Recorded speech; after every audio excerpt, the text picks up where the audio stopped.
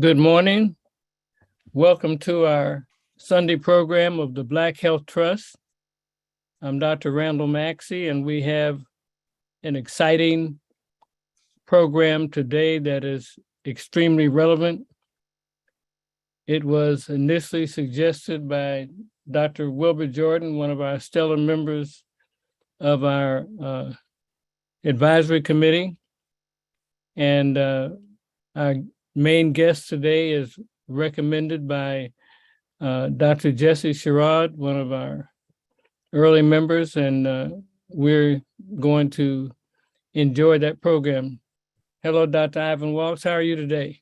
I'm doing well, Dr. Maxey. Good to be with you. Good, good. I think our other co-moderator, Dr. Barbara Neighbor-Stevens, is in Alligator Alley again. I'm going to try to teach you geography one more time. There she is. She is always listening. Okay. Okay. Instead of big brother, it's big sister. That's right.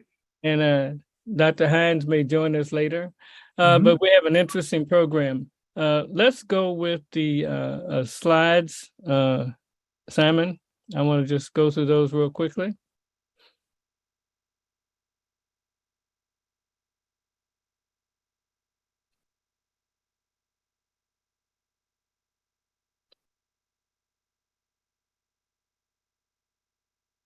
Are you able to project them?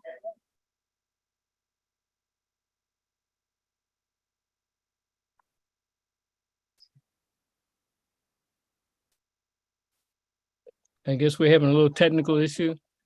So our program today is very special because it's on sexual molestation and how to survive,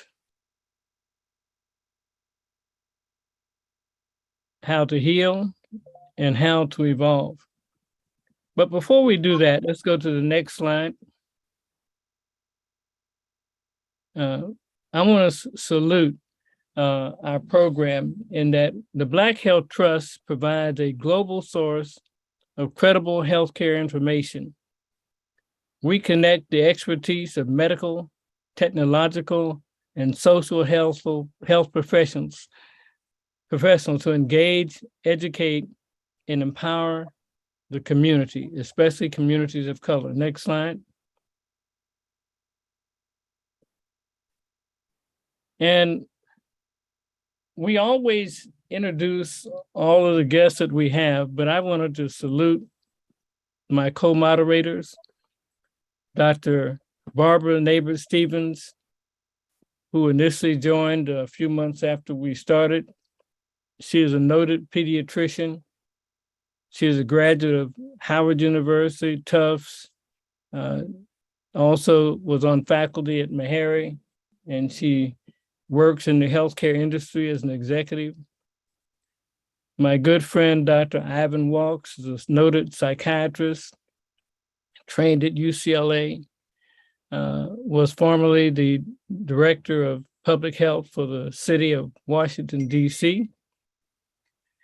And most recently, we've been joined by Dr. Jocelyn Hines, who is a family practice physician and has been in the leadership of the family practice organizations of the state of Maryland.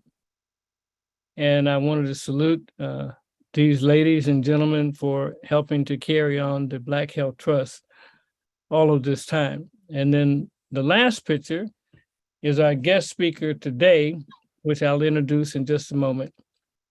So Dr. Richard Allen Williams, who is president of the Minority Health Institute, asked that we endorse and announce his program. Go to the next slide, please. And this slide was hard for me to read, so go to the slide after this.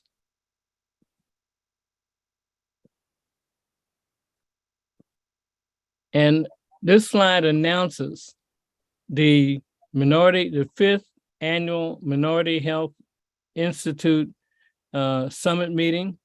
It's called Closing the Gap in Healthcare. I think there's a slide after this that I can read a little bit better.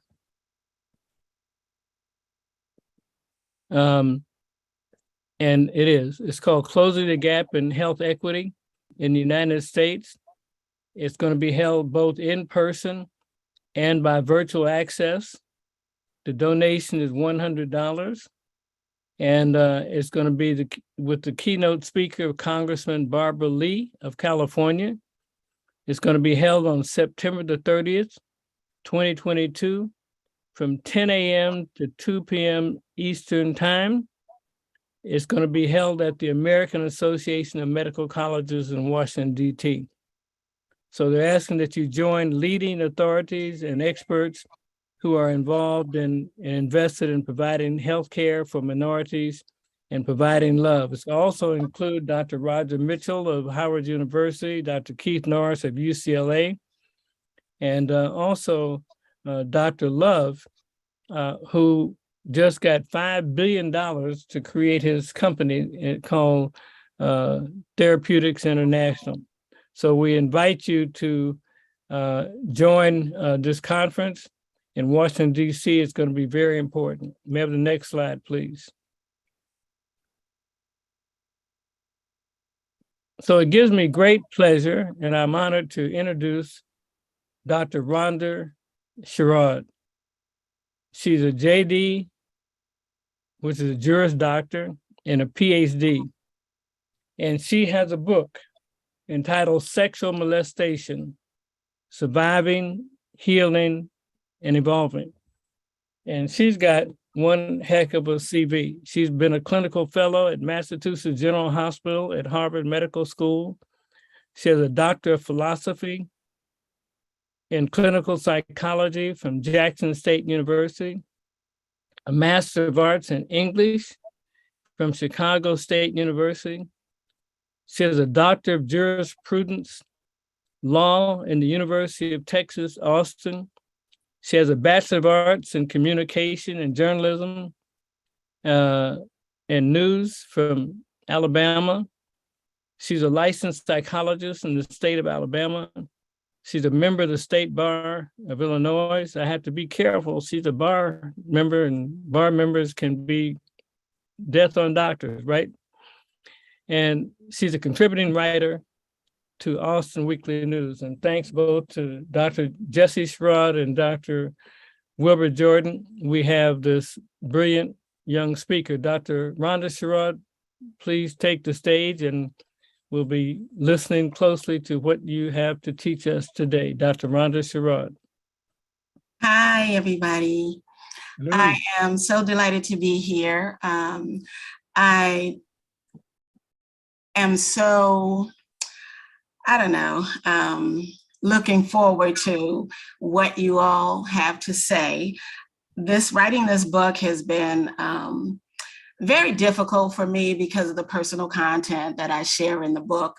But at the same time, having taught at an HBCU, and I've done a lot of clinical work with adolescents, and I've recognized the struggle that I saw in front of me, especially in the classroom, but also in therapy, because I was that student myself who everyone identified as so incredibly bright.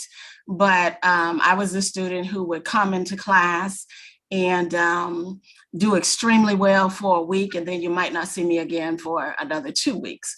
And then I'd come in, blow the test away, or hand in a paper that the teacher wants to use as the example of how to write a good paper. Then you might not see me again in another 2 or 3 weeks. At the time, I didn't really understand what was going on. And I just thought, because I grew up in an African-centered home where I was taught the brilliant history of Black people, and I was taught that, you just work hard and everything's going to work out okay. But the fact of the matter is, what I now realize, of course, is that I was dealing with depression and anxiety. And all of that was because of the sexual abuse I endured when I was a young kid. And this is sort of a cautionary tale also, because I grew up in what most people looking on the outside, looking in, would consider idyllic circumstances, 2-parent home, suburbs of Chicago, excellent academic schooling, public schooling, all of that, you know, the dog, the picket fence, all of it. And still, this happened in my household. So I eventually wrote a book. It took me a good 7 years to actually put it out. This book has been written since 2015. However, I wrestled and wrestled and wrestled about putting it out, but it just would not leave me alone. I was kind of like Jonah, you know, running in the Bible. And finally I put it out, and the reception has been extraordinary. I've been presenting it to libraries and women's book clubs, and now I'm interacting with medical schools and undergraduate counseling programs to present there this fall and in the spring. So with that as a backdrop, I will just say that what you do see it on the screen, or don't you? I need to share my screen. Let's go to. Can you see it? No? Not yet. Simon, can you help her share her screen? Oh, got it. Okay, I think I had to agree to you recording. Now, let's see what happens.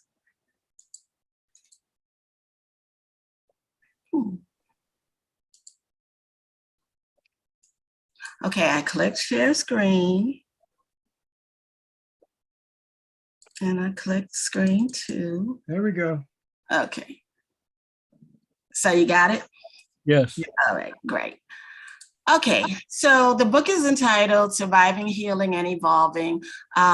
It's essays of love, compassion, healing, and affirmation for Black people. And it started out being for Black women. However, when I was blogging some of the essays that appear in this book, I got back channeled by so many Black men who said, hey, Rhonda, you know, I know you said this is for Black women, but this is helping me to heal also. So I realized that I needed to expand the lens of my work. And in fact, I received probably about a fourth of the emails and correspondence that I receive comes from Black men. So I broadened it to be for Black people. And let's see. Just want to say thanks again. And everything I do is from a healing perspective. And so I like to put this little banner up just to remind people of that. This book is about loss, trauma, and the proper and appropriate recognition of psychic pain and healing.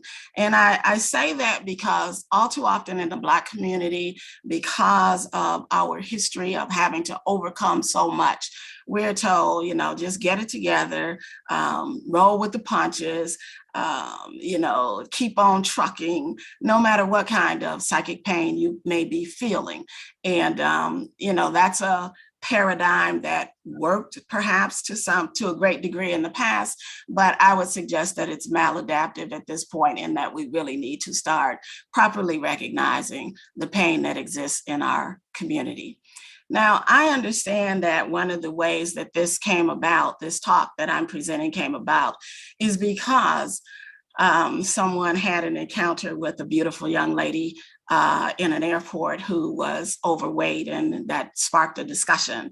And so I wanted to present to you all Roxane Gay. Some of you may be familiar with her. She writes for the New York Times, but she's also a best-selling author of several books. And the one that I want to highlight here is Hunger. Roxane Gay, that's a picture of her there. She says that at her highest, she was over 500 pounds. She still struggles with her weight. And she's a brilliant scholar who grew up in Omaha with successful, loving Haitian immigrant parents, but she was gang raped at 12. She never told anyone. And interestingly, and this is going to connect to some of the things that I'll talk about, she literally disappeared during her college years. I think she started out at Yale, if I'm remembering correctly. And then she just sort of disappeared. And her parents actually hired a private investigator to find her. And this is a metaphor, I think, for a lot of the ways in which a lot of girls who are sexually abused will present. You know, there's this desire to disappear, and maybe some of us don't do it physically, but there is this desire to just fade away, to erase, to be invisible. And I'll talk a little bit more about that as we go on. So what is sexual molestation? Well, I, of course, put a legal definition there. And it's the crime of sexual acts with children up to the age of 18, including touching of private parts, exposure of genitalia, taking of pornographic pictures, rape, inducement of sexual acts with the molester or with other children, and variations of these acts by pedophiles. Molestation also applies to incest by a relative with a minor family member and any unwanted sexual acts with adults short of rape. And I should also say here that one of the things that people don't consider is that unfortunately, a lot of the abusers are under the age of 18. And I think the last statistic I saw was something like 25 to 35% of the people who actually abuse younger children are under the age of 18 themselves. And there's a book out that's been out for a long time. It's called Not Child's Play. And that's a play on the fact that people have historically talked about kids, I don't know, engaging in sexual exploration just out of a sense of curiosity. So, you know, they may want to know, well, why are you anatomically built differently than I am? And some people will say, well, you know, that's just child's play. They play doctor or whatever. Well, it's not just child's play. When you have an older child who molests a younger child. And so that's something that we need to pay a great deal of attention to also. And that's something that gets to the point of properly giving our children a proper education around boundaries and sexuality and what's private for a person as soon as they can understand those concepts. And so I also want to say that what we're talking about is an act of violence. The symptoms exhibited by survivors of sexual abuse are consistent with the symptoms observed by combat veterans. And this is not new information. In fact, it's very old. Back during World War II, after World War II, there was a lot of writing about, and World War I, but especially World War II, there was a lot of writing about what the combat veterans were experiencing once they came home, came back stateside. But there was this so many problems with the way society perceived this, because we had this concept of the hyper masculine macho man. And so to even say that you're experiencing some kind of psychic pain as a combat veteran who's supposed to be tough and strong was not accepted in the culture. But at the same time, there are women who have been doing this kind of research and looking at veterans and the way that the symptomology that is exhibited by women who are raped and girls who were sexually abused. And what we see is that a lot of it is the same. And violence mixed with intimacy is what you have when you're dealing with child abuse, because sometimes it's a family member.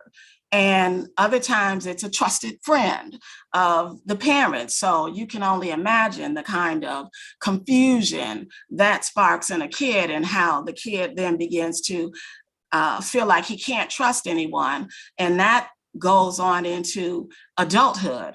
And so this whole concept of a just world, which social psychologists talk about, this just world hypothesis that says, if you just work hard and do right and be careful, the world seems to be a just place and everything will work out fine. Well, that hypothesis gets disrupted as a child.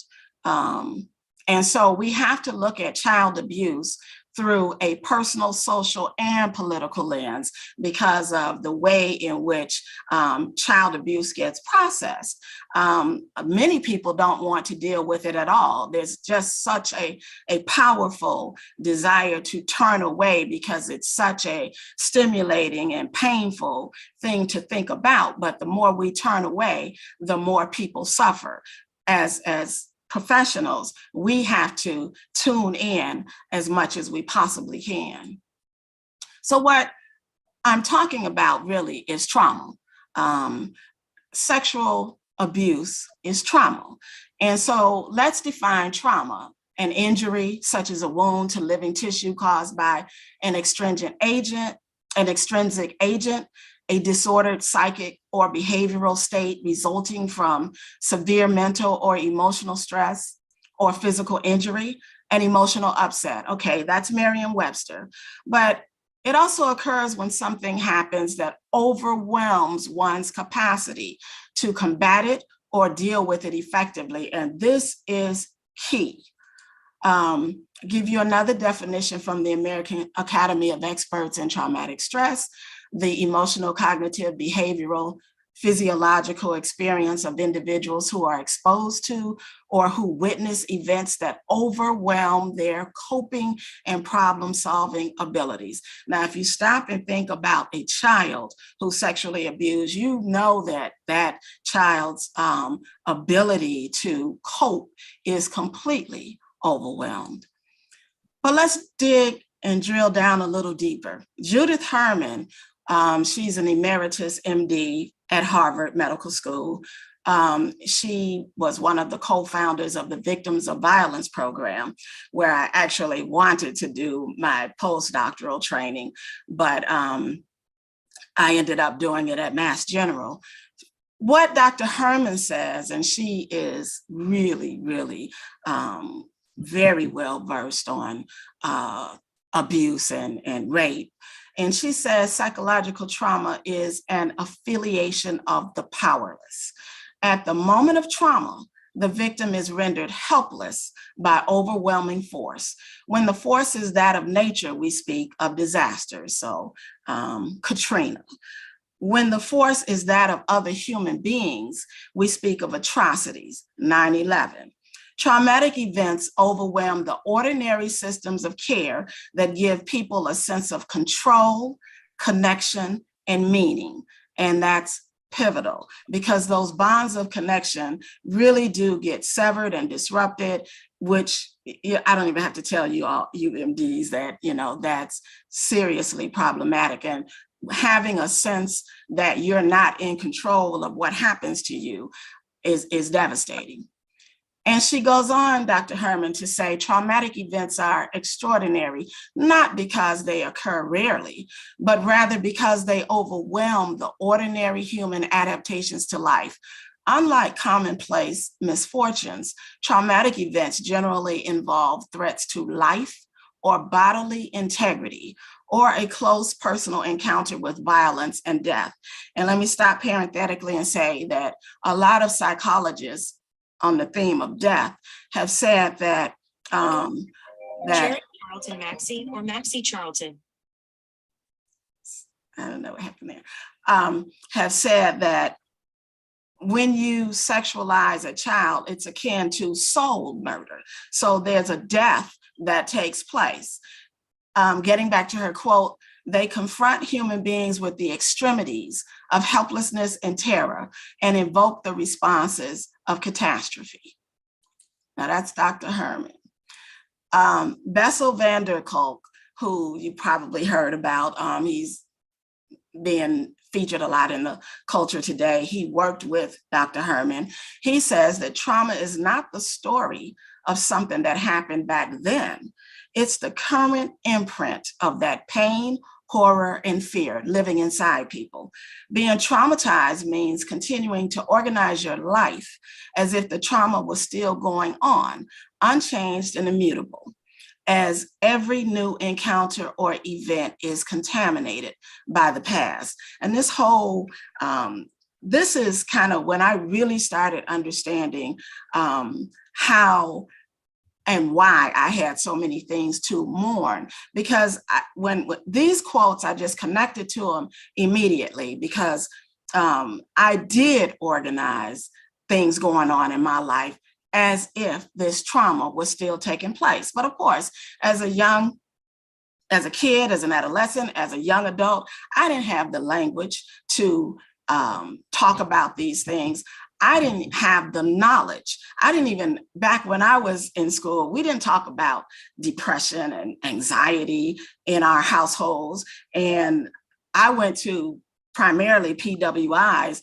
The last thing in the world I would do is go across campus and go to the campus counseling center, raised in a household where, you know, you keep your stuff to yourself. So again, we need to look at molestation in different contexts: psychological, what happens to the person; social, you know, we need to go. I'm sitting here in Chicago where the R. Kelly trial has just wrapped up, and the conversation has just been wild. Most people at this point have arrived at the point where they say, forget R. Kelly. You know, what happened happened with these girls has been devastating. But for years and years and years, people just didn't want to hear it. So there's a social and a political context. And obviously, as African Americans, because of the hypersexual nature in which this culture pretends that Black men and women operate, we also have to be concerned about how other people are viewing what's going on in the Black community. So a lot of what we need to talk about gets filtered through lenses that are overarching and that were designed to be destructive to us anyway. And I can go on and on about that, but you get what I'm saying. Just some quick stats. 1 in 4 Black girls are abused before the age of 18. 1 in 5 Black women are rape survivors. By the age of 18, 40 to 60% of Black women report being subjected to coercive sexual contact. I got this out of an article that came out in February 2020, and I just want to stop here and say, what does that mean? Well, a lot of women, they will say that they were coerced into sex, but they will not say that they were raped or that they were sexually assaulted, or that some of them, even some women that I've worked with who were sexually abused as children, they don't want to concede that because they think that somehow that takes away the control that they want to exercise over their lives. But the reality is, and this is why it's important the way we design questionnaires and research, the question that you ask is the question that will be answered. So if you ask the question in different ways, then you'll come up with these kinds of statistics that are higher. And a lot of people will also say that, of course, we know that rape and childhood sexual abuse is underreported. So the stats may even be lower or depressed. 30% of Black women with documented histories of childhood sexual abuse are sexually assaulted as adults. My book, this is the table of contents for my book, which is divided into 3 sections. Little Girl Devastated section for myself.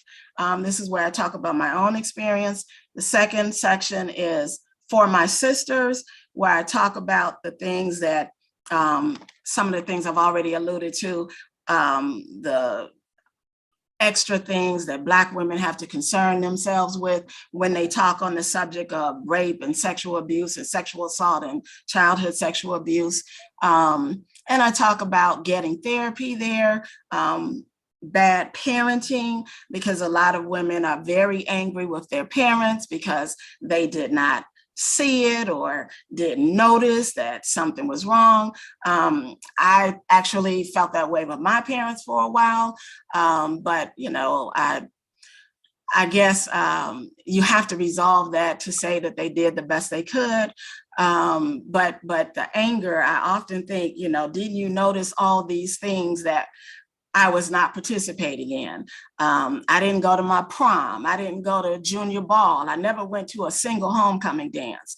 And some people might say, I'm an only girl, so my parents, maybe they thought that was a good thing, but we have to accept that our kids have to hit their developmental milestones. They have to go through that developmental process in order to be healthy and to be whole. And then the next section of the book is for my community, because there's so much trauma in our community. Again, I'm sitting in Chicago, and you know, we've got the problem with gun violence. So a couple of the essays are addressing that. For her brother is about what happens to the young kids who are left behind when their siblings are murdered in the streets. Are we giving them the kind of counseling and therapeutic services that they need? Are we keeping up with the way their lives are spilling out, and so forth? And then afterthought is a lesser section of the book. But anyway, I'm going to read a little section here from Paradise Lost for myself. And what I say is, he pulled a shade down on my bright sunny world. And in many ways, this gorgeous little rose, now deflowered, crumpled, and altered, simply stopped blooming. It was as if he tightly bolted the door and shuttered the windows, thereby locking out the enchantment, excitement, and made-up magic that had been mine to enjoy, denying me the innocence that every child should possess. So I date what happened to me back to the age of 4. It may have been happening before then, but I can definitively take it back to age 4 based on things that were happening in the household. The ability to dream big and bold was lost in a world that became increasingly dangerous, foreboding, and unjust. Those acts were rapacious, ghastly takings, a disempowering, a paradise lost. It conferred a carnal knowledge far beyond a little girl's comprehension, and it was biblical in the sense that as a result, something had to die. Trapped inside my interpersonal pain, which was buried and hidden from the outer world, something deep inside of me flatlined. As I pondered it further, however, the concept of a home invasion seemed even more precise. Unfortunately, it looks like a slide is missing. We've kind of been playing around here. Before this slide, what I talk about is how I first came across a framework when I was reading Alice Walker. Alice Walker talked about men and boys breaking into women and girls' bodies. And it was like a eureka moment for me, because it really gave me an understanding of, and a framework for understanding how I felt all those years. I felt broken into. And then I say, as I pondered it further, however, the concept of a home invasion seemed even more precise. In a house where there's a home invasion, the owner occupant is present. Sadly, many occupants who survive such a crime never, ever really feel at home again. The sense of sanctuary and security they once felt inside the house is now greatly diminished, if not completely gone. The house is no longer a home, a safe haven, a castle in which one feels blessedly away from danger. Okay, maybe what happened is that I skipped over it. Okay. This is what I was talking about before. I first understood rape conceptualized as a breaking into some years ago when I read an interview with the brilliant womanist writer and prize-winning author Alice Walker. She talked in terms of men and boys breaking into girls and women's bodies. The idea resonated immediately. Alice Walker, sage that she is, helped me find the language that powerfully conveyed what I felt all those years. Broken into. She helped me develop a framework for this perversion, for this act that was so harmfully invasive. Okay, So what are we talking about with sexual abuse and health? It's not just obesity. And the obesity, one of the things that was fascinating to me, because I've struggled with weight off and on too. I had said earlier that I didn't go to prom, didn't go to homecomings and all of that. And this is despite the fact that I was extremely popular. I was a very popular girl. I was a cheerleader. And people say, well, how can you be a cheerleader? You know, because I was really, really shy and very anxious, hated being around guys, and they chased me literally down the hallways. And people say, well, how could you be a cheerleader? Well, that's easy. You know, it's like, for me, it's like being a lawyer.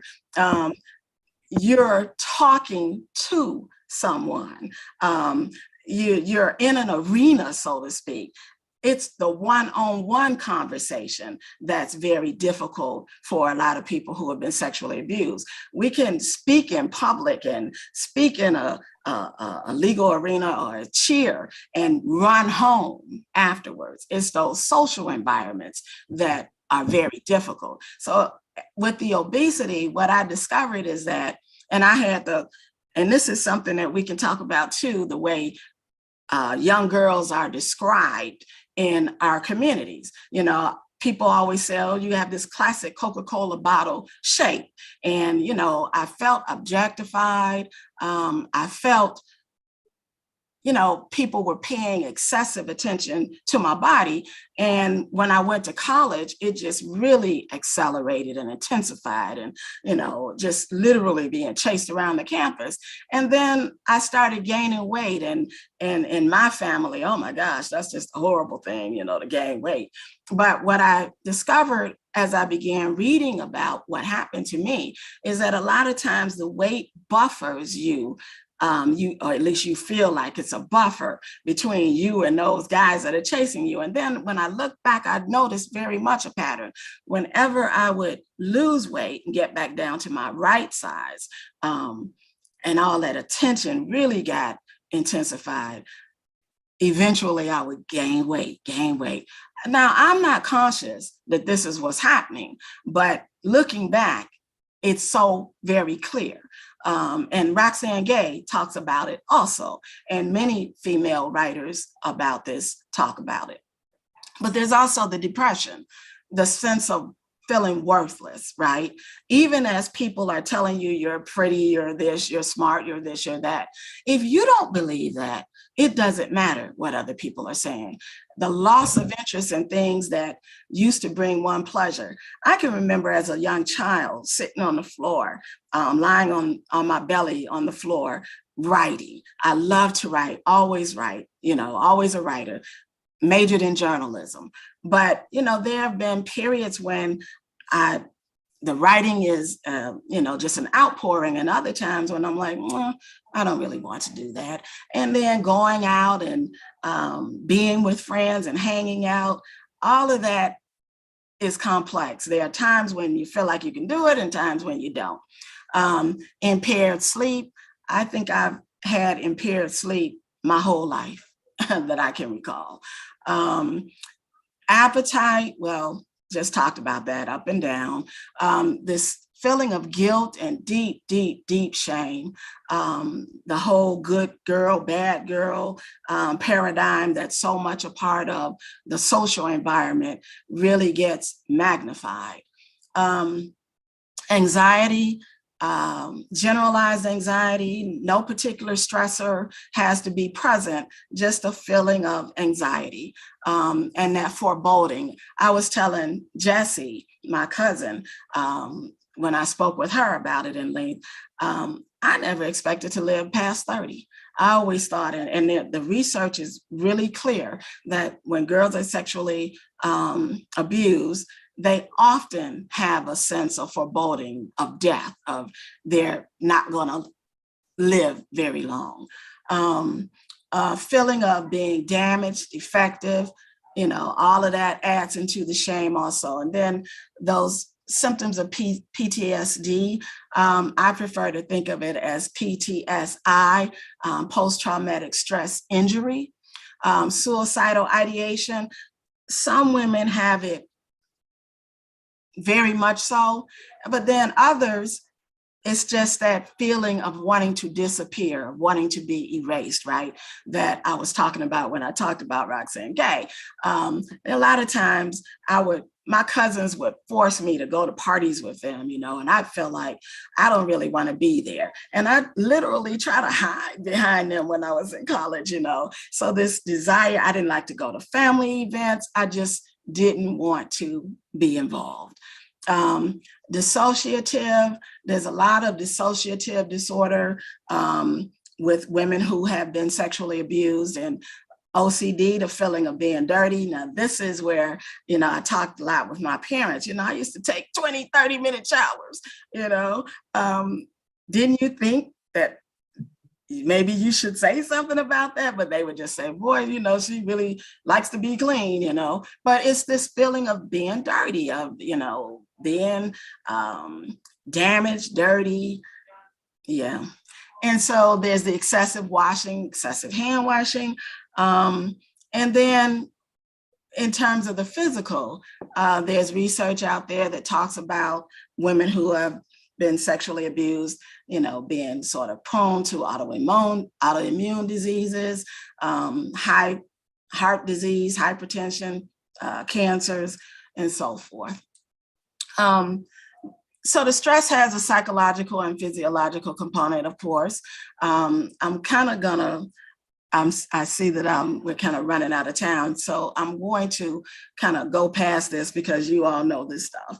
A lot of times when I'm presenting to book clubs and all, I talk about, how the autonomic nervous system engages and all of that.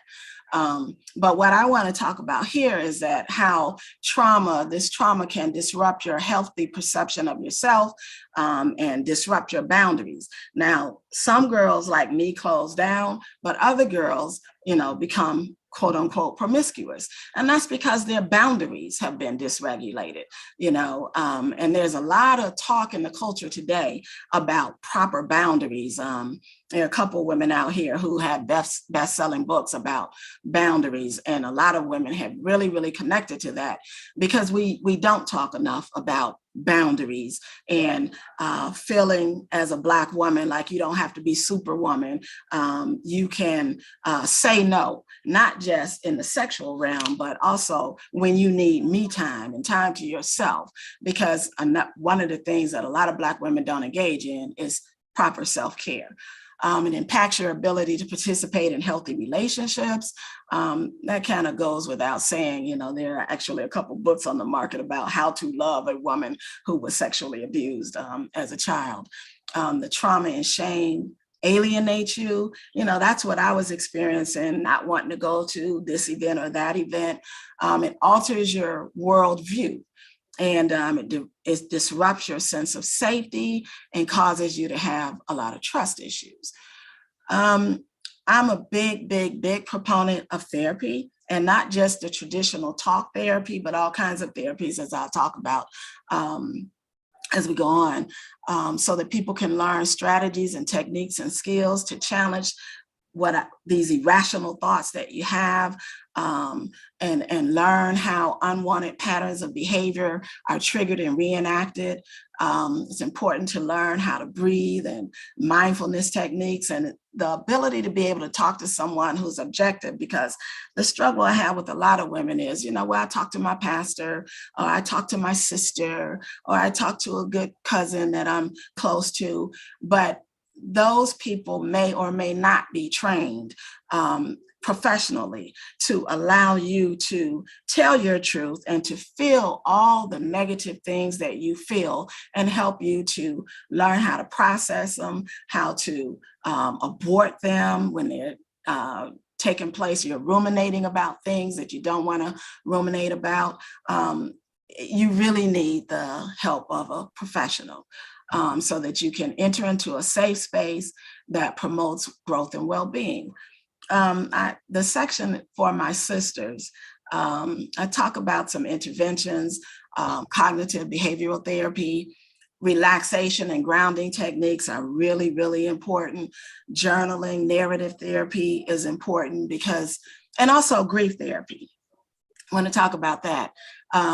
when you've been sexually abused as a child, you got to go back and mourn all the losses. You got to mourn your childhood, mourn your adolescence, mourn all the things that you missed, like the prom, like this, that, or the other, hanging out with your friends. You know, there's this push and pull. You want to be with them, but you really don't at the same time. And as an adult, when I disclosed and talked to a lot of my friends, my best friend said to me, she said, Rhonda, I knew it. I knew something was wrong. She said, you were the sweetest, kindest person. You give a person a shirt off your back, and you were always there when other people had problems. But there was something about you that was really aloof. You know, you just couldn't get next to you. And mourning all that closeness that I really missed. And so in some ways it was sort of a dissociative thing where, you know, you kind of like having a out-of-body experience. You're close, but you're not really close.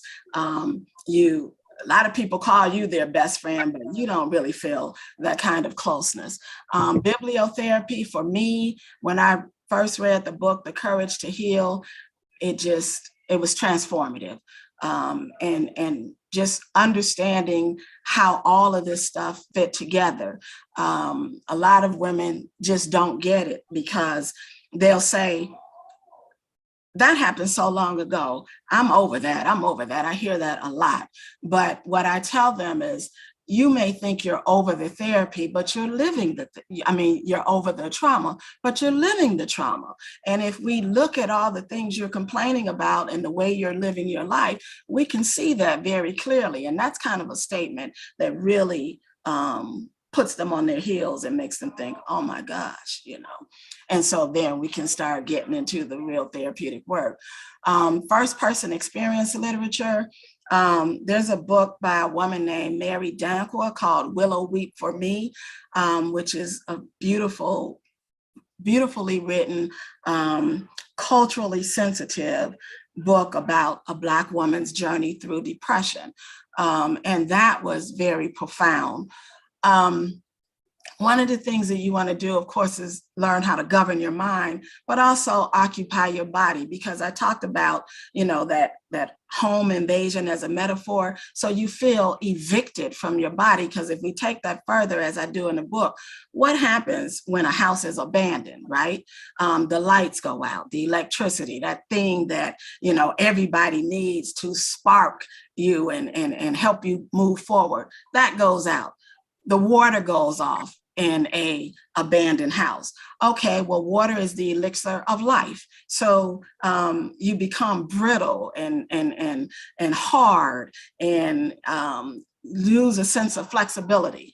The heat goes out. You know, we could take that on and on and on. But so what you're trying to do is figure out how to occupy the body and to be at peace with your body, and yoga helps a lot with that. I recommend yoga, African dance, belly dancing, just to get more in touch with how the body can move and the sensual aspects of movement without it being intimidating.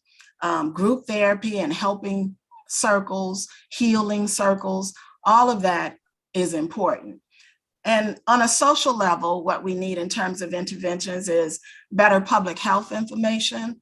And I have it twice, more public health information, because it's so important that we get better information to people, because a lot of people are not going to think, oh, I need to go talk to somebody.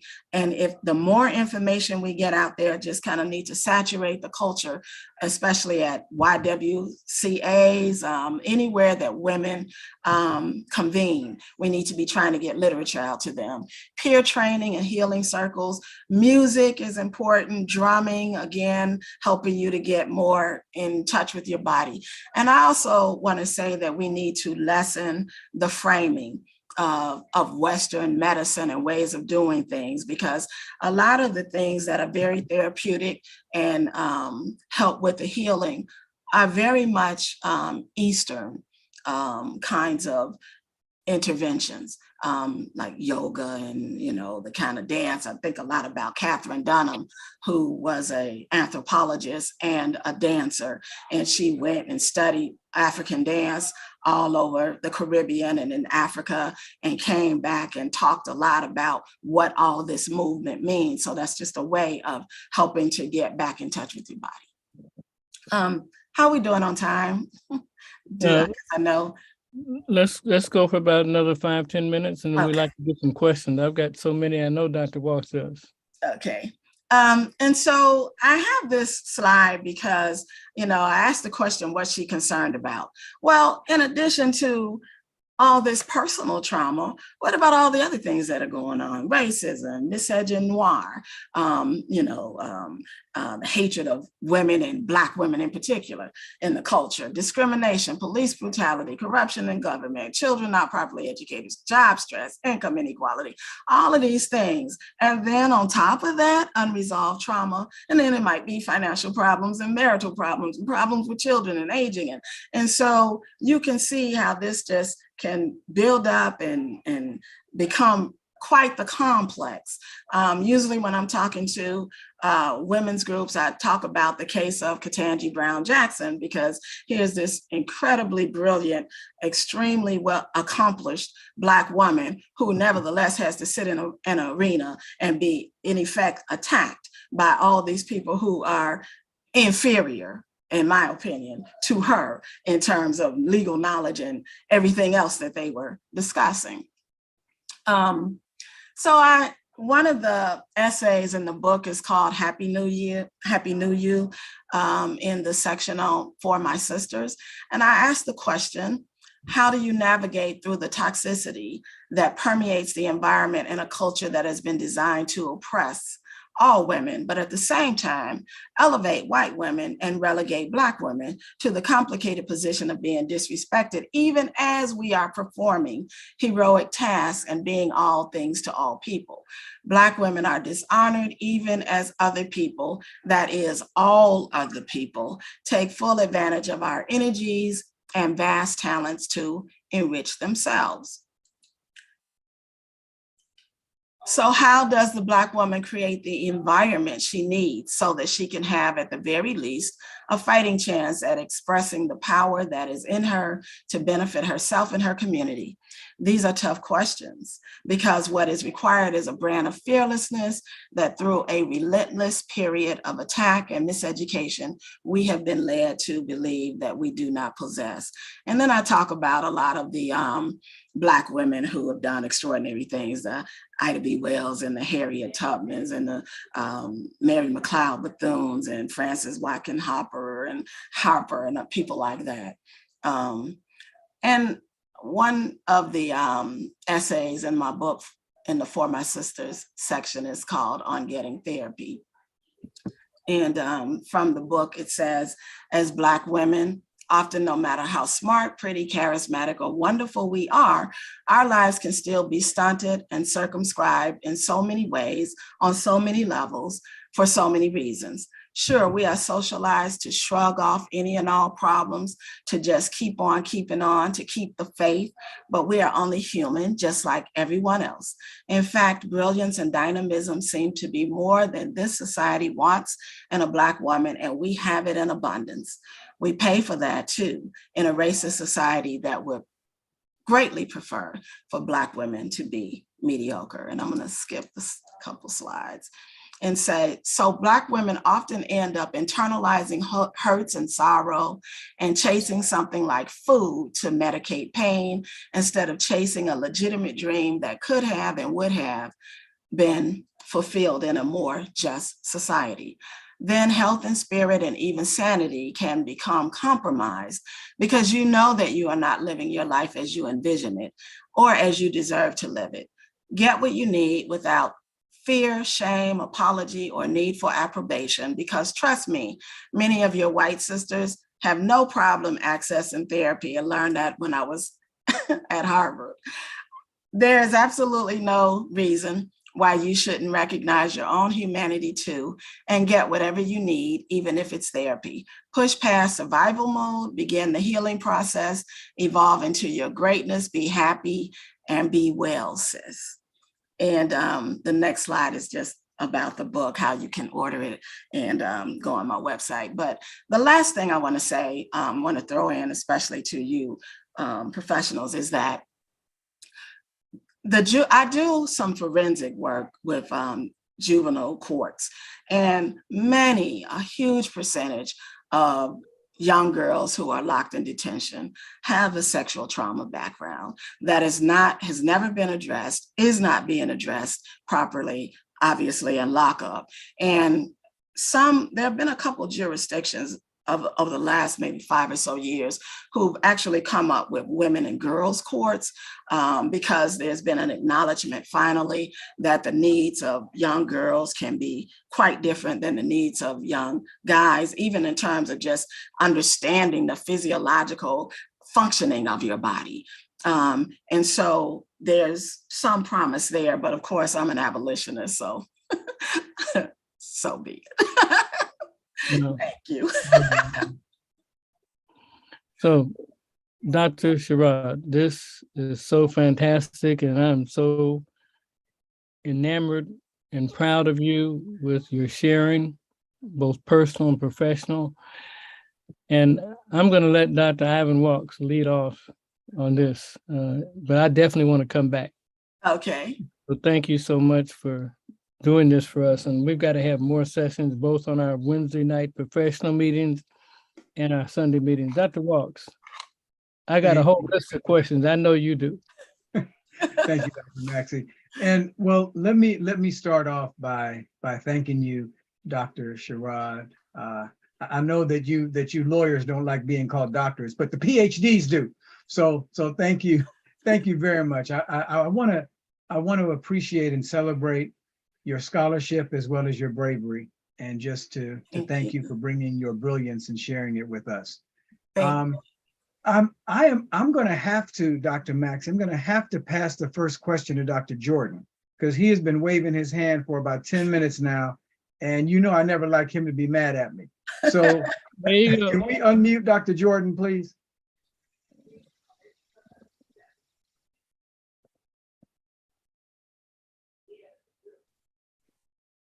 And can you take those slides down, Simon?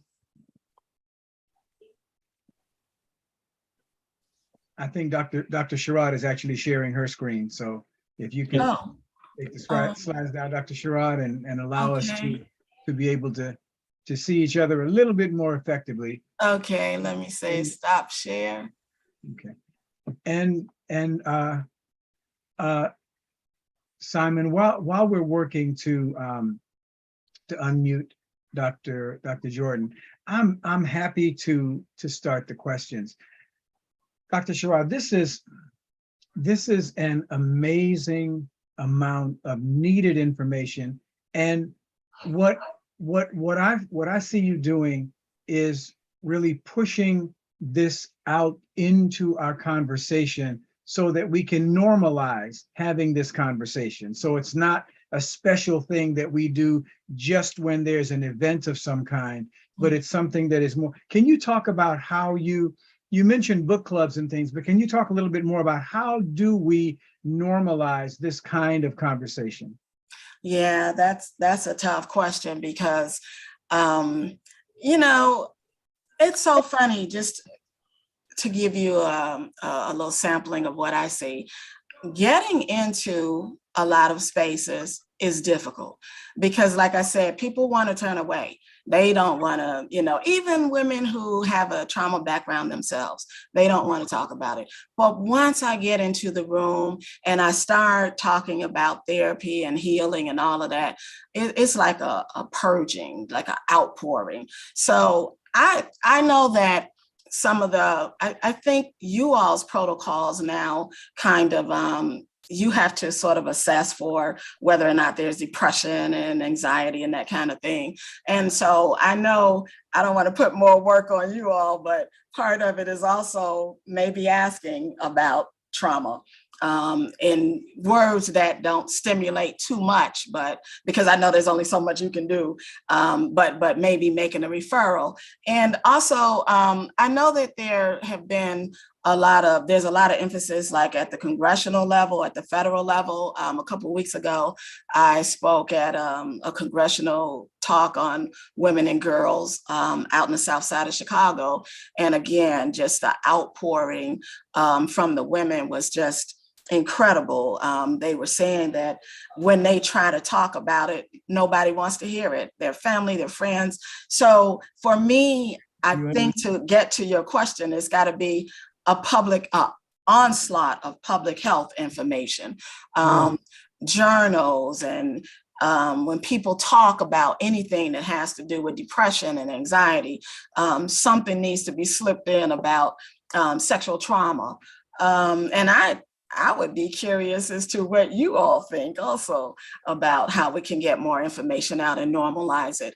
When I go on social media, like if you hashtag sexual abuse, so many things come up on Instagram and Twitter and Facebook.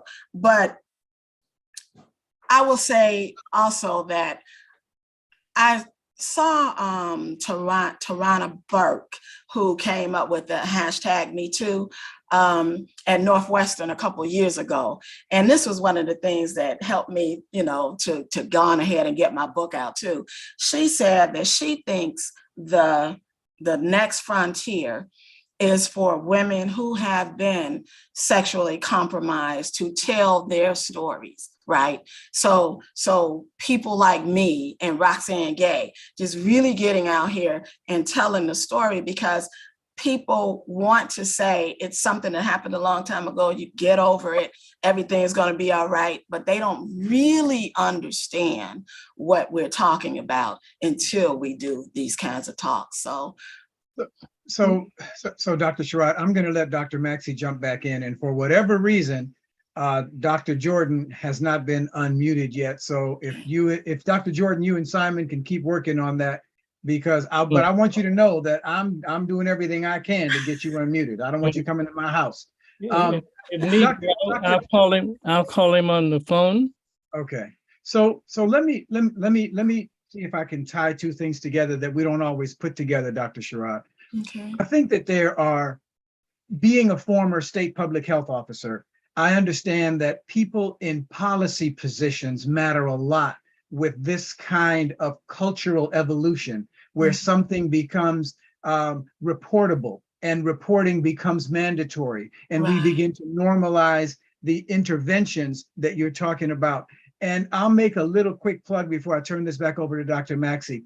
This is one of the reasons why we have to vote in local elections and why we have to vote in those off presidential years, because people who can make a difference in putting school nurses in schools that will ask these questions as a part of a normal visit and normalize the questioning with something simple like, I ask everybody this question. If you just start with that, it helps make it okay for folks to not feel like they're disclosing something they didn't want to disclose, or maybe they're portraying something that they don't want to portray. So I think that I want to put that plug in for local voting and looking at policies, and I can go on and on. Yeah, and I know, and I'm right there with you, because here again, Rahm Emanuel closed down so many community health centers in Chicago.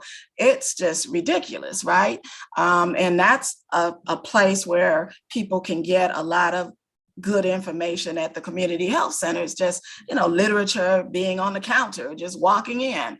We have a real big problem in the society. That, as they say, the healthcare system is broken. So I've got Dr. Wilbur Jordan on the phone. He couldn't unmute. So Dr. Wilbur Jordan, go ahead. Thank you. Dr. Sherrod, this was an excellent presentation. Thank you so much. Thank you. I'm former director of the Oasis Clinic, which is an AIDS clinic. We've had over 5,000 patients. Of the men whom we have, 64% gave a history of being raped or molested. of the black women we have had only 2 who have not given that history. Yeah. And I think the other part of the whole problem is the persons who do the raping, they become experts at it. Yeah. And that made me so, Randall, this is one of the best presentations you've had. We need to really deal with this on Wednesday night. But it's a big, big problem in the black community. It's a problem in the American community. But for us, it's a big problem. Now, when I tried sending patients to therapy, the one therapist who I was able to hand the patient off to and did a hell of a good job was Michelle Clark. Mm. Everybody else, they weren't ready to deal with these issues. Mm-hmm. Well, That's the other problem. this wonderful program is, Therapist. Michelle, I worked her ass off. I would send her patients all the time. so She was great. so Dr. Jordan, this wonderful program is all your fault. You started us out. Well, and I want to say, Dr. Jordan, thank you so much for bringing up the issue of men who were sexually abused as little boys, because that is unfortunately a big problem. And getting back to the social context, you know, I've heard young guys say, you know, that people told them that they should be happy, you know, because it's a part of this whole machismo culture that says that, you know, the earlier a boy has sex, you know, the cooler he is. And it's so twisted, and they're suffering. And if they say something to people around them, people look at them like, well, what are you complaining about? And it's a real cultural narrative that we have got to deconstruct and destroy, because children deserve a period of innocence where they can dream, imagine, and feel good about themselves, unimpeded by, you know, other people doing things to them that become very confusing and disconcerting and harmful, devastating to them. Dr. Jordan, let me put thank you, Dr. Jordan. But let me ask you a question myself. As you were talking, I had a vision of slavery times. Mm-hmm. And we know that during slavery times, it could be not only your child, it could be your wife, your daughter, your son, you being abused by the so-called master of the plantation. Mm-hmm. How do you connect those types of abuse with the situation that communities of color, particularly Black, find themselves in now, Mm-hmm. in addition to the individual traumas? And by the way, there was so much to unpack. I could talk like Dr. Walker. Yeah, we could go on and on and on. But one of the things that I I could address that question in so many different ways also, but one way I'm gonna address it is that I think, looking at my young college students, I was kind of surprised to find from one of the clinical directors that one of the biggest problems that they have on campus is domestic, right? Guys fighting girls and putting them in sexually compromising situations. And I think a lot of it is this mindset that we have that unfortunately Trump is the very embodiment of, you know, when he goes out and says all the crazy things that he says. But this notion that to be a real man, you got to be able to, you know, handle women a certain way. And I think that I used to have the good thing about teacher psychology is that you can delve into all of these issues. And I used to talk with my young people about you know, sexuality and dating and all of that. And I used to I think I may have even told Jesse this, Dr. Jesse, at one point. I'm so glad I'm not a young woman trying to find a mate in this day and age, because it seems like we miss the quote unquote women's movement where women asserted themselves, because a lot of my guys, I told them, you guys are back in the troglodyte days where you just a step beyond hitting a woman over the head and dragging her off to tell her, you know, you're my woman or whatever. But I think we just have a lot of talking to do about what is and is not healthy sexuality, boundaries, who has the right to say what about what happens during these romantic exchanges. No means no, all of that, you know, because our kids are not, that I think they're being introduced to sex in unhealthy ways. And we've got to somehow figure out how to put a stop to the way they're learning how to communicate with each other as romantic and sexual beings. So Dr. Maxey, can I just, Dr. Maxey, can I recognize? Yeah, I can hear you. Can I recognize two people first, Dr. Neighbor Stevens and then Dr. V? Well, okay, Dr. Maxey, Dr. Lisa Kerben-Dawes from Jamaica has had her hand up for quite a long time. So okay, go ahead. Is it okay for us to get Dr. Lisa in? Yes, of course. Thank you. Thank you. Excellent, excellent presentation. Two comments though. I remember when my daughter who was at NYU this summer, how difficult it was for her to get counseling and therapists. So we still have to figure out a way of us Black people being able to get therapy for our kids. Even though she was at NYU, I think the waiting list was like a month. Mm-hmm. The other thing is, I'm living in Jamaica. The abuse is actually probably worse than there. There is really very, very little support. Not really much is put in psychiatry. And as you know, with COVID, the abuse of our kids have gotten much, much worse. So we have a whole new population now that is suffering. And I don't see us here putting anything into place. I'm not sure what's going on in the US because I can imagine we have a lot of Caribbean people in the US as well. And the way things are dealt with in our population is we don't talk. We pretend that it doesn't happen. We ignore or we blame the child. Yeah. And they are now growing older and older and they need help.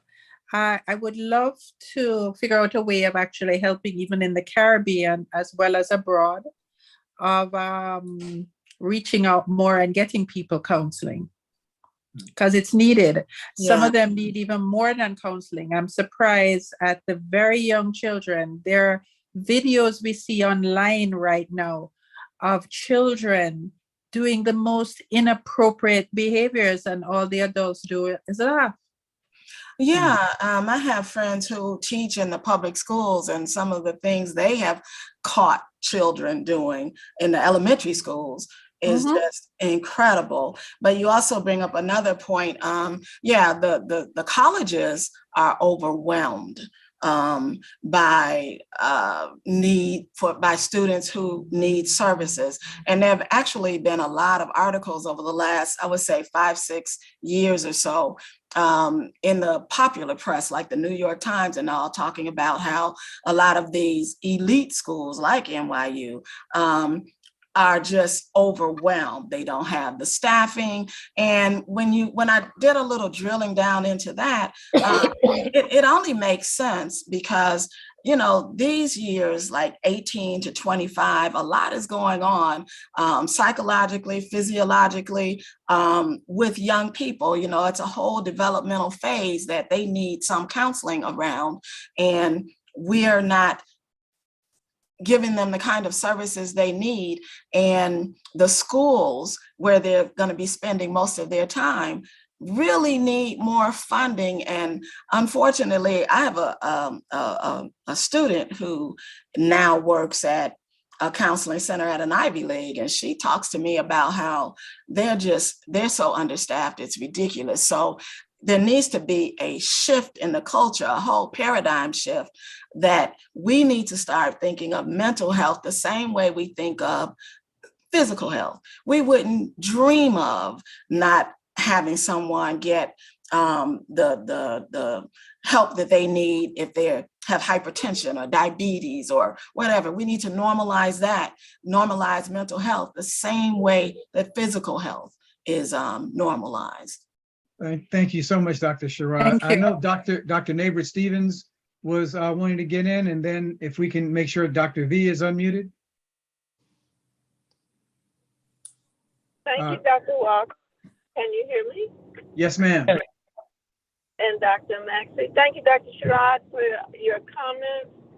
As I've been listening intently to what you were saying, as a pediatrician, and I know you hear a lot from Dr. Sherrod on pediatrics, we've been struggling with more effective pediatric medicine being practiced in this country. And over the last several years, there's been a significant emphasis on ACEs and developmental issues and sexual abuse and domestic violence that the children are exposed to. Right. So identification early on is certainly a key need that we don't want to underestimate. And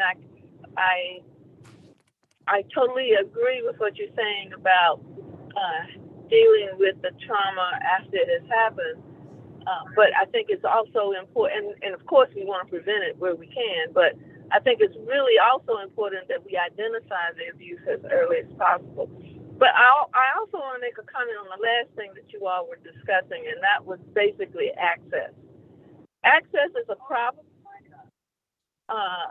Access is a problem, whether you're talking about in the Ivy schools, if you're talking about in the public schools, and definitely as you're talking about in the community at large. 5 years ago, they were predicting over a deficit of over 60,000 primary care physicians in this country. It's only been magnified by all of the physicians that have left the workforce during COVID. We never had enough psychiatrists in the first place and psychologists, and we certainly haven't done anything to increase the numbers that have been, again, the lack of numbers that has been exaggerated with the whole COVID experience. So, yes, we need to create the climate where people feel free to access care. But I also want to say that we are woefully understaffed, and I actually have been, and in the last couple of weeks, there has been concern raised about one of the better known telemedicine sources of mental health. So we have to be careful about the quality of what we do access, but more importantly, we need to demand and help to create more providers. And how do I say we can help provide more? Well, we need to encourage the kids that are in school. I know there's some that have dropped out, but we need to work with the kids who are in school, open their eyes to the opportunities in the healthcare profession, and encourage them and facilitate for them ways that they can become healthcare providers. And in this instance, since we're talking about behavioral health issues in the behavioral health arena. Thank you. Thank you, Dr. Neighbor Stevens. Is Dr. V available? Dr. V is unmuted. Yes, sir. And thank you very much to my esteemed colleagues, Dr. Sherrod. The only thing I can say, it's a wow lecture. It's incredible. I want to commend you for your strength, for your courage, for your scholarship to address this important issue. I previously worked in a juvenile detention center in a residential treatment facility for children and adolescents. And the number of children who underreported that we found out later about incest, rape, sexual abuse, it was really overwhelming. And I think one of the reasons that, we find this, this great resistance to it is I've been interested in the psychological concept of helplessness. And so when people feel a sense of helplessness, it's not that they don't want to say the problem or identify the problem, but they feel so overwhelmed because, I'm very sensitive when it comes to children, because that's my primary population I work with. And for children, it's when their innocency is just ripped away from them, and they turn to, now we see an escalation of academic difficulties, social emotional difficulties, and so forth. And it's because it's such a sensitive issue. I think that for families, this whole this atmosphere of threat and coercion takes away their helplessness. When I received from Dr. Maxey this topic today, I was saying to myself, this is a lecture that I cannot miss, because finally somebody's really addressing it. And again, thank you so very much for your courage and for your concern and your great strength in making us aware as well. Thank you. Dr. B, based upon your academic expertise and Dr. Sherrod's academic expertise, I'm going to suggest a collaboration facilitated by the Black Health Trust. And I want to make sure the two of you and some others get together. Maybe we can come out with something that's really good. Dr. Walks, is there Dr. Sherrod, let me say this, Dr. Sherrod, this is why I don't like to come to these lectures, because every time I come, Dr. Maxey or Dr. Walks is trying to pull me in. And so I wanted to say, I'm just gonna.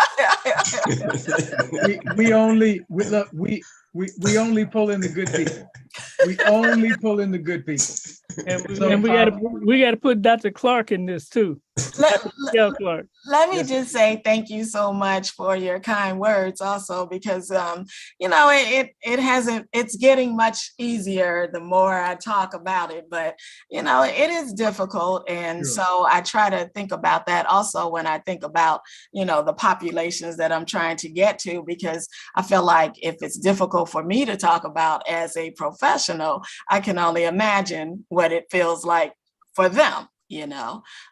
So yeah, it takes a lot of courage, but wow, you said something that I wanted to just kind of expand on a little bit, and I forgot what it was I was trying to address, but anyway, maybe you're too young to have a senior moment. So is there anything in the? I think I'm overwhelmed. So what I would ask is everyone to take a look over in the chat at the two comments that Dr. Cutter put in the chat, and then maybe we can ask Dr. Sherrod to respond to those. In the meantime, Ms. Foles has a hand up, and then the other Dr. Sherrod has a hand up. So if we can unmute Okay. Ms. Foles, And if everybody can make brief comments, we can get to everybody. Yeah, I'll be very brief. When I was a first year teacher at one of the junior high schools in Los Angeles, I had a student who was 13, and he was beginning to burgeon his hormones and whatnot, and he was looking at this young lady who was in the front row. And one of the things that I found out that happened about why he wasn't able to interest her in him was that she told him he was too dark. Now, a year later, he's hanging out with this guy in the 9th grade who is obviously effeminate and had a family background that was obviously abusive, because it was an all-female, anti-male situation in the 9th grader's family. And so the 9th grader turned out the 8th grader, both of whom were dark-skinned boys, brilliant, both of them. And a year later, the 8th grader is now gay. I had no idea what to do, what to say to him or anything. What is the training that teachers need, that we need in the classroom to help these children get their identities together? Because the 8th grade was trying to assert his manhood. he wasn't interested in boys at all. He was interested in this little girl that was up in the front of the room. But because there was, and this was just before the Black Power thing started, and before Angela Davis was being chased around the country by the FBI. So you know how long ago that was. But I didn't ever have a chance to get trained to find out how would I interface with these children who are going through not only a colorism thing, but are also going through their masculine, feminine thing. And your talk today, Dr. Sherrod, was just brilliant. It hit everything that I have been struggling with for the last 30 years. I have never been able to find anybody who does that with teachers. Yeah, and you know what? I've been trying desperately to get into schools. The bureaucracy is so, well, I'm just gonna be honest with you all, because you guys get it. So I've worked with a lot of people to get on school boards, right? With the understanding that if we could just get our people in place on the school boards, we can get the kind of information and even in terms of the curriculum, not to mention the kinds of other social things, programs we need, and trauma-informed presentations and so forth. But these people are afraid to do what they need to do. After you spend all this time trying to get them in place, they're still afraid. Now, I'm talking to you all from Chicago, but I live in the suburbs of Chicago. I grew up in Maywood, where Fred Hampton is from. And I live there now. And so we have a township high school. And that means that the school takes in like 11 different municipalities, and it's primarily Black and brown now. It was mostly white when I was there, but it's Black and brown now. So I'm like, yes, we can control things now. These people, I have sat with practically every Black board member there, and they, oh yeah, Rhonda, I give them all kinds of things to read. I give them the program I want to present. This is brilliant. This is brilliant. And then they will not move on it. I don't know who they're afraid of. It's sort of like Carter G. Woodson talked about, if the back door is not there, they'll carve one out, because there's actually nobody there telling them that they cannot put what they need to have in the school system, in the system. You are running this. Who do you think, somebody's over your shoulder telling you that you can't give Black children the things that they need to thrive and survive? So I need you all to, I'm frustrated. So, I mean, I have a quick question to Dr. Jesse Sherrod. Is there any Sherrod that's not brilliant? Dr. Jesse? Well, thank you, Dr. Maxey. I'm not sure I can answer that question. I just want to thank my brilliant cousin here, Rhonda, for doing such a great job. I was sitting here crying for her. But along the line of what I have one question along the line of what Dr. Neighbor Stevens was talking about is, sometimes these kids are abused. And, I did some work at the Center for Neuroskills. And they were saying that if the sexual abuse occurs before the age of 7, the child may not remember it. So I'm just wondering if there's work or data on indicators of child abuse or sexual abuse. Mm-hmm. And I know the indicators are the symptoms, really. So you really can just deal with it that way. Mm-hmm. But sometimes they may not know exactly what happened. Mm-hmm. But then you're dealing with symptoms and not getting to the root cause. Mm-hmm. And I can remember a friend of mine who told me she divorced her husband because he was molesting their 2-year-old baby. Mm-hmm. So that child would not remember. So we need indicators as pediatricians to know what to look for, and so that we can refer them into therapy. But excellent presentation. And so, looking at things like a kid becoming very withdrawn. Behavioral changes are the things that I would look at the most, like with a 3, 4, 5-year-old not wanting to go to certain people, withdrawing or not eating, not sleeping, having a lot of difficulty. And it's hard to tease that out because some children will have those problems in the absence of molestation, right? Right. But I think a big part of it is really, really knowing your child. And I say that not being facetious because we're so busy, right? We're working, we're involved in this and involved in that. And we think our kids are okay. And we're not paying enough attention to even be able to notice some of those behavioral changes. So just the whole structure of domesticity has to be changed, I mean, even things like women having, or men, because I'm in favor of men also having leave and time off and being able to, what do they call it? Some kind of family leave. Family medical leave. Yeah, family leave where you can just take time and be with your kid, because a lot of times I had a principal tell me, because when I was practicing law, I used to do expulsion and suspension hearings at high schools. And I had a principal tell me, he said, Rhonda, these people don't even know their kids, right? They come in here, my kid wouldn't do this, my kid wouldn't do that. He said, I'm half expecting a parent to come in here and say, which kid is mine? Which kid are we even talking about, So, I mean, the dynamics the complexities are so tremendous.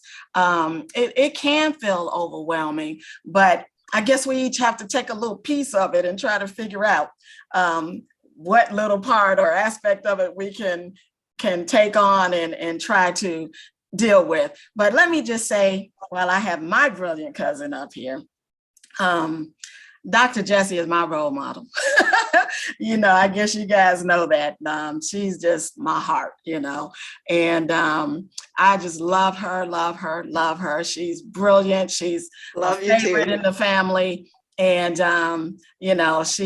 we're very, very close. She's just brilliant. Before we go to final comments, Dr. Walsh, can you read what Dr. Cutter put in? Dr. Maxey, before I do that, can I just say that you always ask me what's in the chat. Well, the answer to your previous question is in the chat. Dr. Clark put it in, and the answer is yes, they are all great. That was to your question about are all the charades brilliant? The answer is yes. You can stop worrying about that.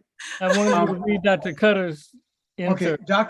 Okay, all right. I'm happy to do that. Dr. Cutter's first comment was, wonderfully insightful presentation, brought to mind a quote I heard yesterday from a burgeoning Black female author, quotes, in this country, women are white and Blacks are men, end quotes. Her point was that Black women are overlooked. Combining this with the women who wish to disappear because of abuse/sexual trauma, how do women find ways to reappear, if not for society, but for themselves? My answer is self-care and work-life balance. And then Dr. Cutter's first question is, what are your thoughts?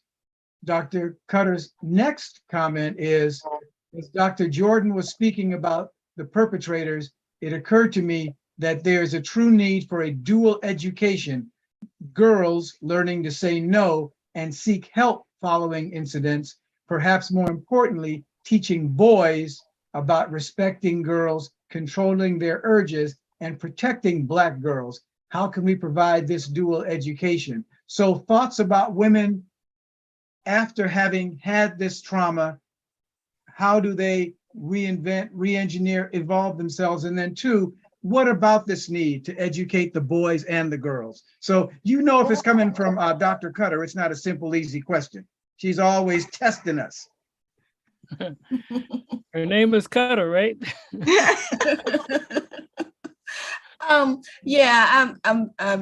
I missed a little bit of this because I saw what she said about in this country, women are white and Blacks are men. There's actually a book that's been out for a long, long time called All the Women Are White and all the Blacks are men, but some of us are brave.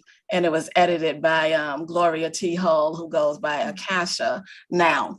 But yeah, so I think the question pretty much had to do with how to show up again, how to erase the invisibility. And I think a lot of it is, like I say, I'm a big proponent of therapy, but here again, somebody already mentioned the right therapist is really important. Someone who's culturally sensitive and can understand you from the perspective of a woman and as a Black human being.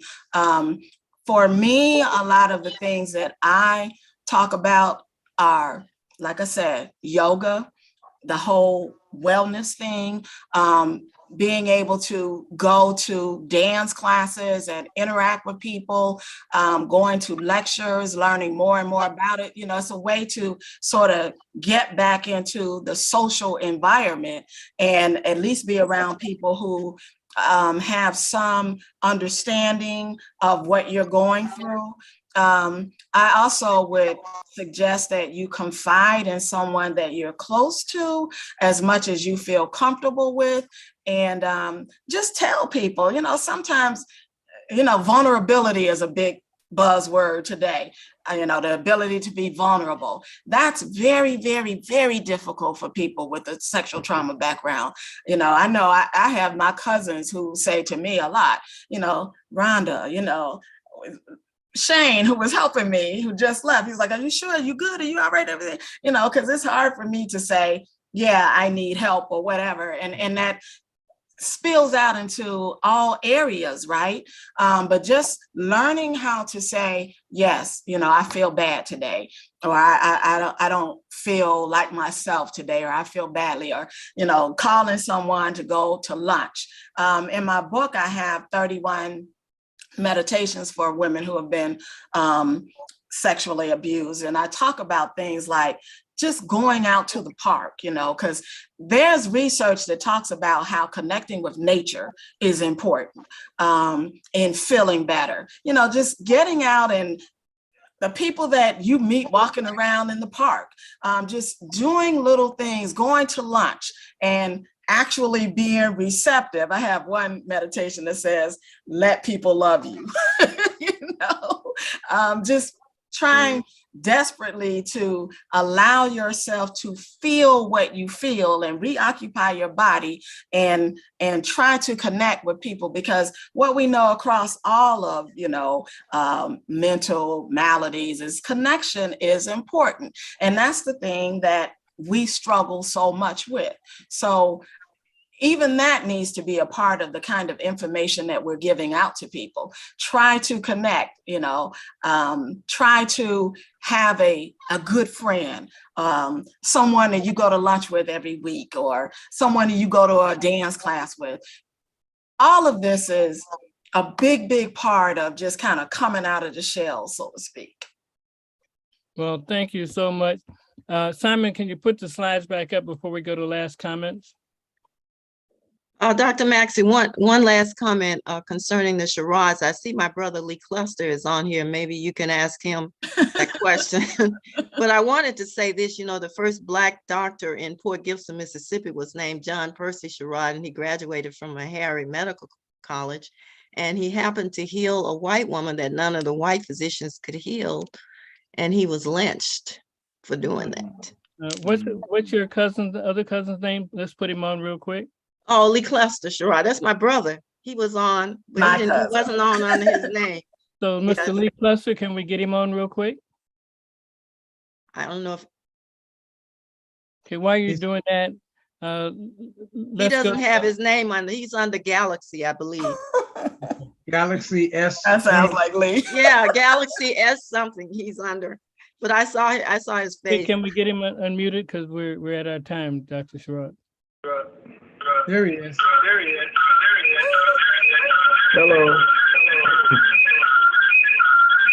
We Got a lot of static. That's some have a feedback. lot of echo.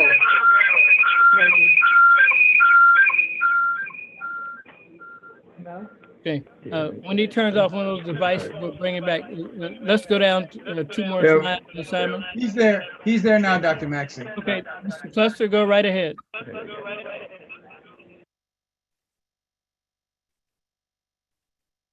Mr. Go ahead, Cluster? sir. Hey, Lee. Hi, Rhonda. Hello, Lee Cluster. They want you to say something so that we can. Well, I guess you all was destined to meet someone who was not brilliant. But it's nice to tune in. I almost forgot about it. It was nice presentation, and it was very interesting. Well, we And thank I you. live in Marion, Indiana. I'm in pretty much a white community, about 19% black. And this town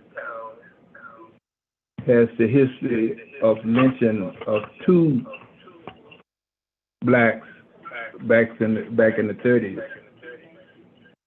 So we in a community that's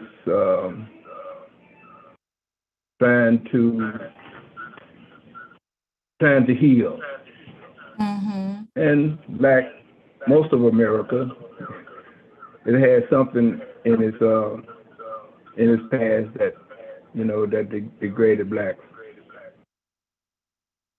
And it's nice to meet you all. And I come in and visit every once in a while, but it's been a while since I been on the Zoom here. Well, thank you so much for being on with us today. So Simon, can you go to the next slide, please? Someone asked where they can locate my book. It's you can go to survivinghealinghandevolving.com and purchase the book. Okay, can you put that in the chat too? Mm-hmm.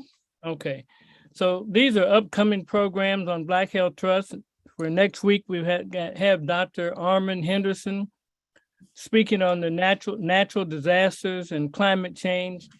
And many of you know that I work in Puerto Rico, and we've been placed on full hurricane watch just a few hours ago, and don't know quite what to expect, but we're praying for the people in Puerto Rico and hope that they come through this okay.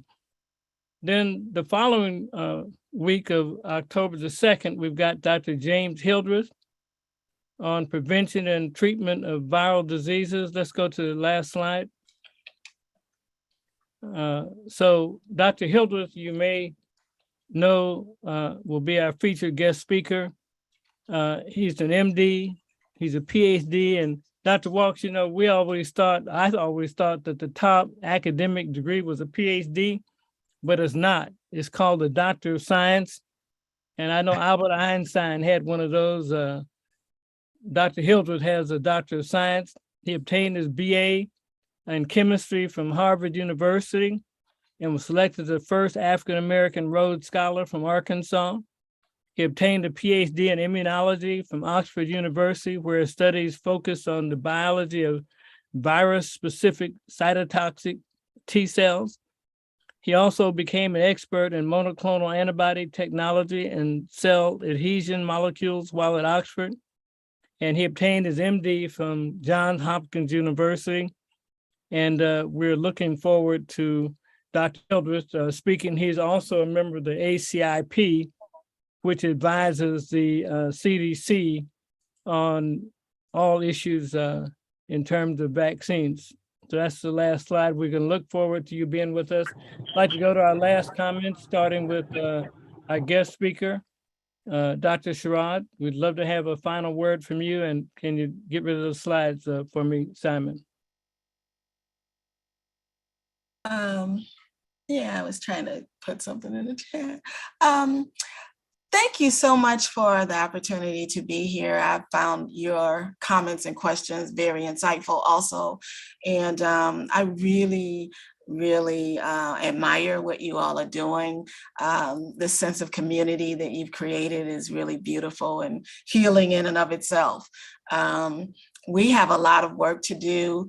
I find myself having to present this so many different ways, depending on what kind of audience I'm speaking in front of, because some people, I have to ease into it. Other people, I can jump right into it. But there's so many complicating dynamics and so many complicating factors. And so I find myself, because there's always a time limit, trying to pull out what I think would be most salient to one particular audience. But the truth of the matter is, we need about we need a class in this, that can be presented to the community. And I'm hoping to get on, one of the things that I've found is that all of us need to be trained differently. I know that when I was in training at Harvard, I was telling Dr. Jesse, I identified one Black woman who came before us during the grand rounds and all the different seminars we had. And that was Dr. Deborah Prothro-Stith, your colleague out. I think she's at Drew now. She was wonderful, but a whole year, in my postdoctoral training and my internship, one Black person. So one of the things I was talking about to the Congresswoman out South is that we need to put more funding into training and more culturally sensitive training, because and more training about women's issues in specific. But there are just so many areas of attack, I guess you could say, that we need to be working in. And so hopefully, for me, the work has just begun. And I'm definitely going to be out here trying to promote this kind of understanding. And as you all have so wonderfully said, trying to normalize this conversation. And thank you for your support, because it really means a lot to me. Thank you very much, Dr. Surratt. Dr. Ivan Walks, this was your day, man. Well, Dr. Maxey, we only got to the first 12 of my 200 questions for Dr. Surratt. No, this is an area that's near and dear to my heart. And let me use my final comments to say that I talk a lot on the Black Health Trust about the importance of voting. Let me take one step back from that and talk about the importance of getting to know the people that we're voting for. To your point, Dr. Surratt, earlier about the Board of Education people, because I campaigned for, got involved with the person running for office, I served 5 years on the Maryland State Board of Education. And during those 5 years was able to do a lot of those things that we talk about that doctors don't get to do, because doctors don't serve on boards of education usually, ordinarily. So I just want to encourage us not to only register and vote and get others to register and vote, but get to know who's running and make sure they get to know you, so that when there are those political appointments, you can raise your hand and say, hey, I'm happy to serve in this, or I'm happy to serve in that. And let us be the decision makers. Let us be the policy makers, because we can do that and we can put things in place that stay. This was several years ago, but before I got there, we didn't have any concussion protocols for students in school playing football and soccer and other things. We helped put those in place. Why? Because the governor thought he should put a doctor on the school board. So I tell that story a lot because I think it's important for us to be able to step out of our ordinary roles as pediatricians, as other psychiatrists, other folks. And the last thing I'll say is this: another way at this, there are people that look like us that operate non-public schools, private schools for kids with problems.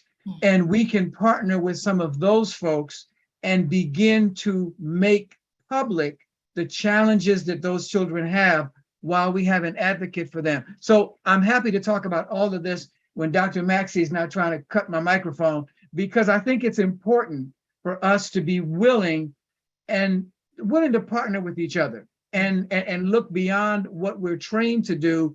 And as you're doing, look at the things that matter in our community so much. one last thing, Dr. Maxey. Deborah Prothero-Stith was the lead author on a document that I used for years, and it was called Down These Mean Streets, Violence by and Toward America's Children. One of the most amazing documents about the violence our children endure as they're coming through many of our communities. So yeah, that's it, Dr. Maxey. I'm cutting myself off. Did you know Dr. Carl Bell from Chicago? Very. Yeah. I think it's easier to ask people if they did not know Dr. Bell, because Carl Bell made sure we all knew him. He was a national treasure. Love Dr. Carl Bell. Yes. Yeah. He's the first one that I read who was talking about, post-traumatic stress disorder in our children because of the violence they see out in the streets. And, some of them have actually seen, young kids have seen people murdered right in front of them. Yeah. And there's no, back then especially, no one was addressing that. Right. Well, Dr. Walks, first of all, I really appreciate your comments, and you keep giving me ideas. Remember how about a year and a half ago, from a conversation we were having, we decided to do a symposium on long haul syndrome? Yes, sir. I think we ought to consider a symposium on these issues of child abuse, molestation, violence, trauma in general. Trauma, and I think we ought to figure that out too as well. Final comments, is Dr. Barbara Neighbors-Stevens still available? I'm here. It was a wonderful show, and yes, I agree. We need to think about a longer version in the future. I hope all are doing well, and we'll see you again next week. Well, very good. And Dr. Sherrod, we really were honored by your presence, and we definitely would like to have you back. And like to thank everybody for joining us. And Dr. Walks, the one who's cuts off our mic is Dr. Neighbors-Stevens, not me. She's the timekeeper. So thank everybody. Enjoy your Sunday. Come back next week, and come back to all of our programs every Sunday, 12 noon Pacific. We're here with Black Health Trust. Thanks, everybody. Good day, everyone. Bye-bye.